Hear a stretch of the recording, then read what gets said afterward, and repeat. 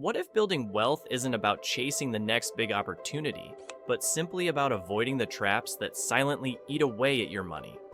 Most people focus all their energy on making more, getting raises, side hustles, big investments, but miss the quiet money leaks happening right under their noses. Meanwhile, some communities, like the Jewish community, have built lasting generational wealth by doing the opposite, avoiding specific mistakes. And as Warren Buffett says, rule number 1, don't lose money. Rule number 2, don't forget rule number 1. That mindset is powerful. Let's start with the first trap that quietly destroys more financial dreams than almost anything else: lifestyle inflation. You get a raise. Great, you deserve it. So you upgrade your car, then your house, maybe even your wardrobe or vacations. It all feels reasonable. After all, you're earning more, right? But here's the problem. When your spending increases every time your income does, your wealth stays flat. You're just treading water. Warren Buffett still lives in the same house he bought in 1958 for about $31,000. He could obviously afford anything, but he knows the secret. Wealth isn't about showing off. It's about growing what you already have. Jewish wisdom puts it beautifully. Who is rich? He who is happy with what he has. That's not just philosophy, it's a money strategy. The solution is what I call a lifestyle cap. You figure out what level of living makes you truly content. Say $8,000 a month, and you stick with it even when your income rises to $12,000. That extra $4,000 goes into investments. Over time, that gap is what builds wealth, not your paycheck alone. Shockingly, more than half of households earning over $100,000 a year still live paycheck to paycheck. It's not what you make, it's what you keep. Now, even if you keep lifestyle inflation under control, there's another trap that can pull the rug out from under you overnight. It's depending on just one income stream. Think about it. If your entire financial life depends on a single paycheck, whether from a job, your spouse, or even your business, and that one source dries up, everything grinds to a halt. I've seen this happen to people who did everything right, saved for years, worked hard, were loyal to one company, and still ended up starting over in their 50s after a layoff. Jewish tradition teaches something very old and very wise. Divide your resources into parts: land, business, and reserves. In today's world, that means having multiple income streams, not just for growth, but for safety. You don't need to quit your job and start 5 businesses. Just build a backup engine. Maybe it's a rental property that brings in $1,000 a month, or a small online store, or $500 in dividends from an ETF like SCHD. The point is separation. If one stream dries up, you've still got the others. And it's not about getting rich faster. It's about sleeping better at night. But even with multiple streams of income, your wealth can still quietly vanish if you fall into this next trap: high interest debt. Let's be real. Credit card debt is brutal. You make the minimum payment and nothing changes. That's not by accident. It's how the system is designed. A $10,000 balance at 24% interest costs you $2,400 a year just to stand still.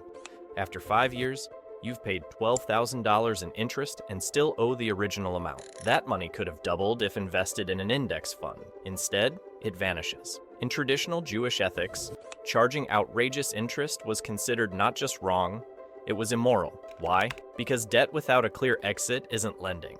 It's trapping someone. The fix? First, stop the bleeding.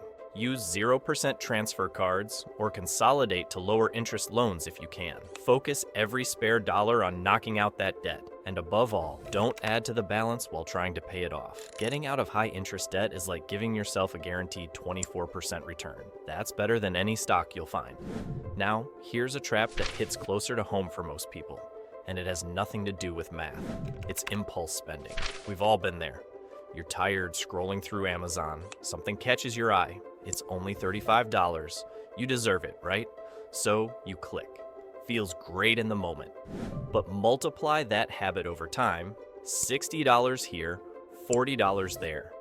and you're easily losing $5,000 a year on stuff that doesn't add any real value to your life. In Jewish tradition, there's a practice that helps with this. Shabbat, 1 day a week, everything stops. No shopping, no transactions, just rest, reflection, and community. What that builds is discipline, the ability to pause before reacting. You can create your own version of this.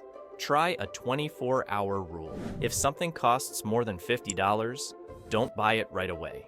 Wait a day. For bigger items, wait a week. You'll be surprised how many must-haves you forget about. The goal isn't to stop spending, it's to start spending intentionally. But even the most disciplined saver can still fall into this next trap, and it's a lonely one.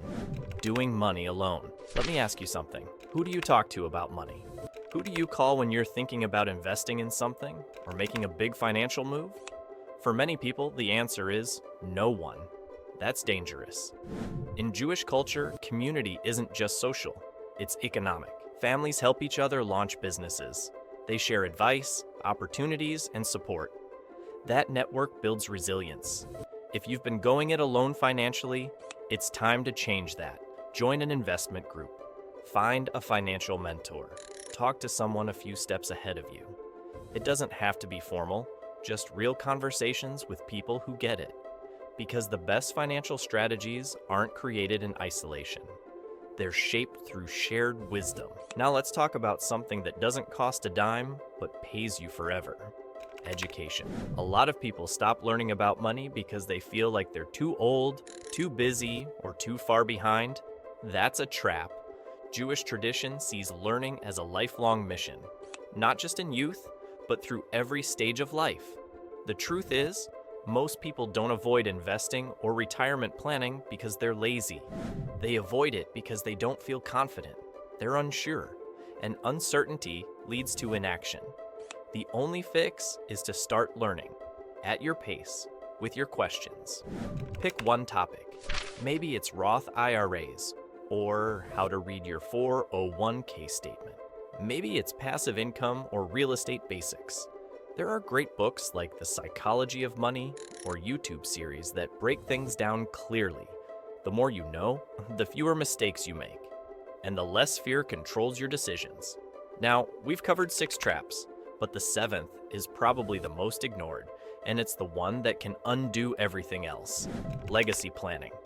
Nobody likes thinking about what happens after they're gone, but here's the truth. If you don't make a plan, someone else will, and it probably won't go the way you want it. The government decides, families argue, money gets stuck or wasted, and your values disappear with you.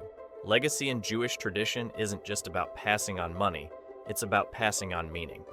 It's your final message to the people you love, what mattered to you, who you wanted to help, the causes you believed in.